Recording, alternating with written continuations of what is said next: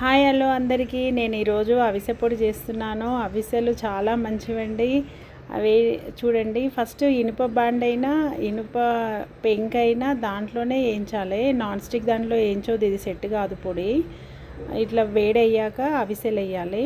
నా channel first time చూసేవాళ్ళు like చేయండి, సబ్స్క్రైబ్ చేయండి. ఒక క్లాత్తో ఇలా కలపాలి. ఎప్పుడు మనం అవి వేడైన తర్వాత వాటర్ డ్రాప్స్ వేయాలి. కొన్ని వేయాలి, వాటర్ ఎక్కువ వేయద్దు. ఇప్పుడు ఇప్పుడు ఇంకా వేడవుతుంది. వేడైన తర్వాత ఒక చల్లగా కావాలి. ఫస్ట్ ఒక చాట్లో పోసి పెట్టిన తర్వాత అందులో మిక్సీకి వేయాలి. కొంచెం ఎల్లిగడ్డ వేయాలి, ఒక హాఫ్ అయినా ఒకటైనా. కొద్దిగా సాల్ట్ వేయాలి, కొద్దిగా జీలకర్ర వేయాలి, కొద్దిగా మిరప్పొడి వేయాలి. అంతే. చాలా టేస్ట్ ఉంటుంది, చాలా హెల్దీ అండి. ఇది అందరూ తినొచ్చు.